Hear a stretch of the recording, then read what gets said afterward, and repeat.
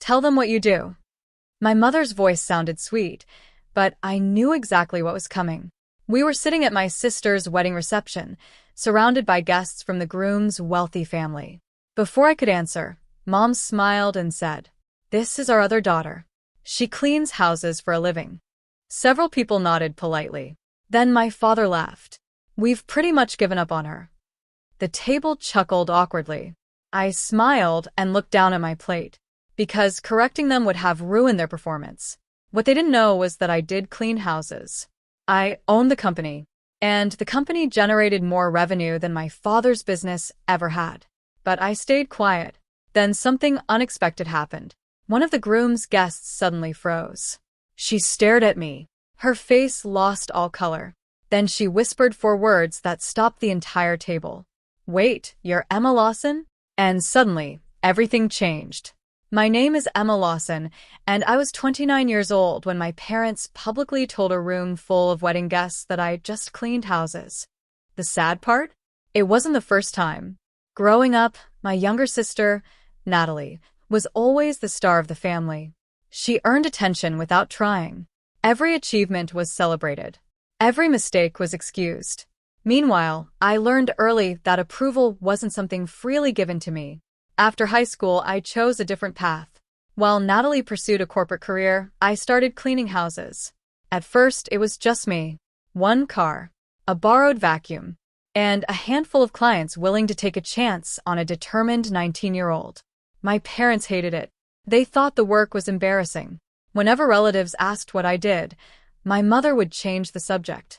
My father usually looked uncomfortable. Neither seemed interested in the fact that I genuinely enjoyed building something of my own. Over time, the business grew.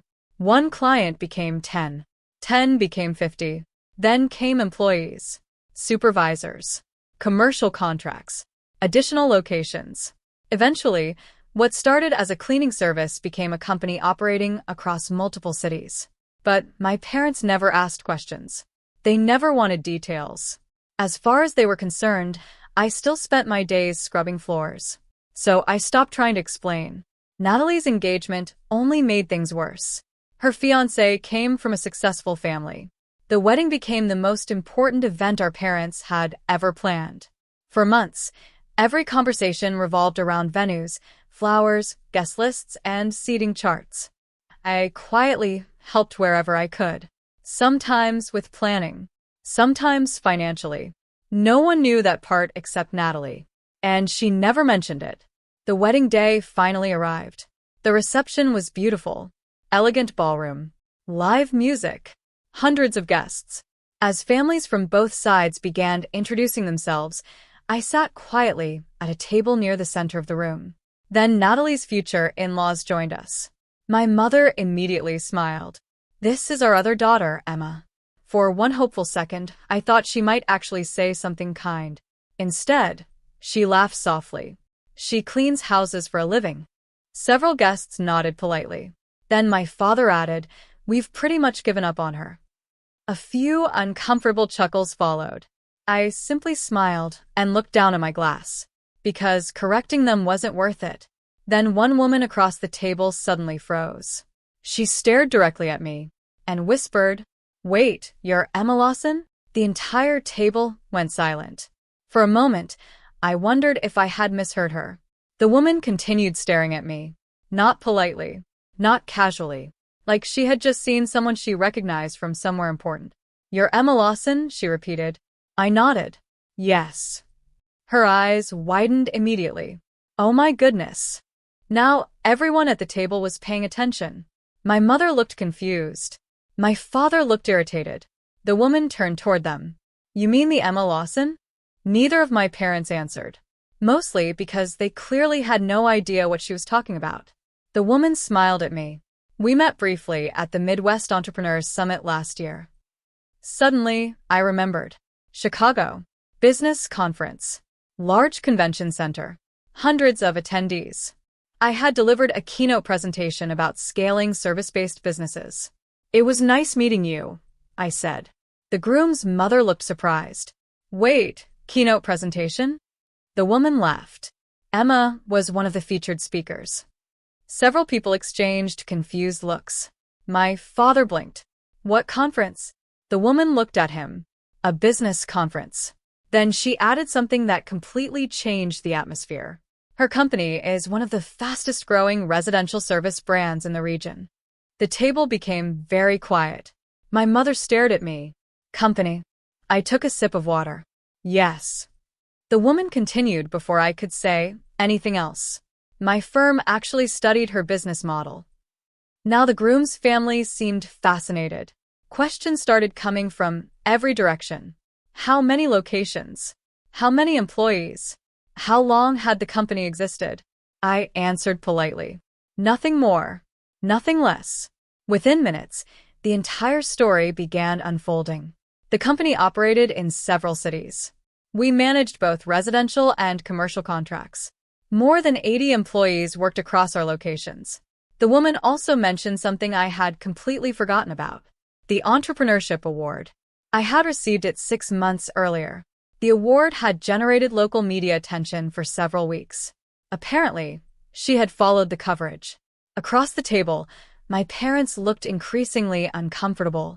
They weren't hearing new information because I had hidden it. They were hearing new information because they had never asked.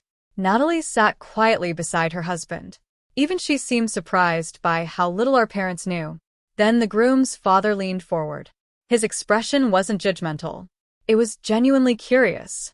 I'm confused, he said. If she's built such a successful company, why have we never heard any of this before? The question hung over the table. And for the first time all evening, neither of my parents had an answer.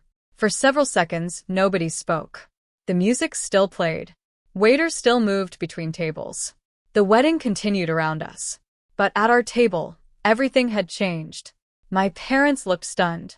Not because I had suddenly become successful, because they had just realized I had been successful for years. The groom's family continued asking questions. Not about money, not about awards, about the business itself. How I started it, what challenges I faced, how I managed to grow it. Questions my own parents had never asked.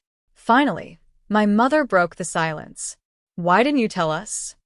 I looked at her for a moment. Then I smiled sadly. I did. She frowned. No, you didn't. Mom, I talked about the company for years.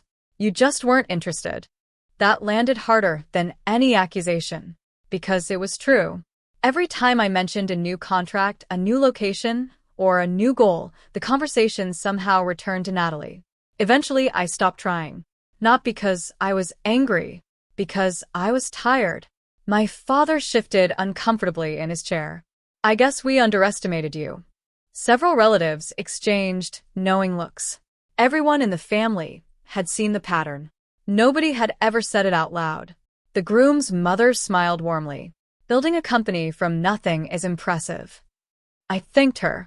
Then I glanced at my father. You know, I never understood why cleaning houses embarrassed you. He looked down. I continued gently. Every honest job deserves respect. The people who worked beside me helped build everything I have. For the first time that evening, he nodded. Slowly, as if he was finally hearing something he should have understood years ago. Even Natalie spoke up. I'm proud of you, Emma. I believed her. And strangely, that was enough. The conversation gradually shifted back toward the wedding. Guests returned to celebrating. The band started another song. People filled the dance floor. The moment passed. But something important had changed. Not because everyone suddenly admired me. Not because my parents finally understood my success. Because I realized I no longer needed them to. When the reception ended, I walked outside into the cool evening air. The lights from the ballroom glowed behind me. Inside, people were still laughing and celebrating. I smiled to myself and headed toward my car. Success had never been about proving my parents wrong. It had been about building a life I was proud of. And for the first time, I truly appreciated how far I had come.